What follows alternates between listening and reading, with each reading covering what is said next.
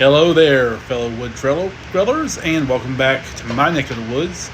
Today, as evidence behind me, look at out of frame and then back into frame again, we're going to talk about the three-part comic book collection that is Batman Earth 1. Now, bear in mind, I've only read and collected the first two parts of this. I have no idea how it ends. No idea. But I will say, this is probably one of my most favorite Batman stories I've read outside of the mainline continuity. And I really hope that it gets more love and can influence a little bit more Batman media outside of the comics. This series debuted in July 4th of 2012. And it's written by Geoff Johns and art is by Gary Frank. And then I realized that if anyone is familiar with DC Comics or DC Entertainment or even some of the DCEU movies, you've heard the name Geoff Johns before. He's kind of got a dark cloud over his name. I'm not going to get into that right now. I don't know if what was said about him is true or not. I don't care. This is not what this is about. This is about purely his writing of his comics. And so that's all we're going to talk about right now. The series ended in 2021. And I know it's a big gap for three stories, but the problem with it was there's the entire Earth 1 universe was an on-again, off-again thing. It was never really consistent. And there were other stories. There was an Earth 1 Teen Titans, an Earth 1 Wonder Woman, and an Earth 1 Superman.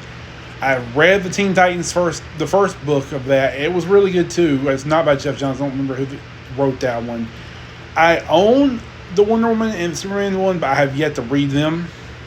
I'm way behind reading my comics, so bear with me. I really wanted to talk about Earth 1 Batman and its premise of it takes kind of sort of the idea that Batman Begins presented, in that Thomas and Martha Wayne's death was a total random accident. But also there's darker tones to it. There's more to it than just that. And this sees a Bruce Wayne who is hell-bent on going after, not necessarily taking out crime itself. The story in this one is Bruce is not becoming Batman to protect all of Gotham City from crime. He's after his parents' murder. He thinks there was more to it than just a random alleyway attempted mugging. And he's determined to prove that and bring his parents' killers to justice. Two of the biggest differences in this one, aside from the fact that you can sit there and you can tell, like, Gary Frank, when he draws Batman, he draws it's a cloth or type of, some kind of, it's not just a rubber mask. And one of the big things is different, and again, I'll show you this in the background image.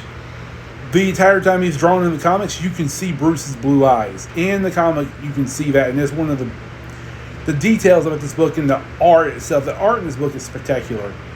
I love the art in this book. At the same time, like, they've changed Alfred Pennyworth. He is still, because he becomes Bruce's butler. He doesn't start out as Dwayne's butler. As a matter of fact, the history with him and Thomas is they served in a war together. And Alfred is an ex-military vet or something like that. And he is hurt. He walks with a cane. In the story, when we talk about Martha and Thomas Wayne is running for mayor of Gotham City. His opponent is Oswald Cobblepot, who is the Penguin. The story is the basic story is the same. Basic premise is kind of the same. There are fundamental differences of everything in this. Like I said, I've read the first two parts of it. I love it. I love what they do with Killer Croc. I love what they do with the Penguin and the Riddler and Scarecrow, and just how they It was absolute Batman before there was absolute Batman. There was so much good things, and even Commissioner Gordon and Harvey Bullock. Harvey Bullock is a big change in that he is an LA detective who had his own TV show. The TV show's gone off air. He's moved to Gotham to try to restart his career, and he gets shown how fucked up Gotham is throughout this first two comics runs, and just the way they play around with the characters is really, really interesting and very, for the time, for what they let them do, how they changed the mythos, it works. I would love to see more of this story make its way into more DCU media. The influence felt more. I think these are fantastic Batman stories. If you are a Batman fan, you have not read these yet, I'd recommend it. I'm a huge Batman fan, and I definitely, I reread these a lot. They're close to my heart. I love them to death. I recommend seeing them and reading them and paying attention to the detail in the artwork and the detail in the story. All of it is just hands down 10 out of 10. Cannot recommend enough. But I will see you tomorrow with another video.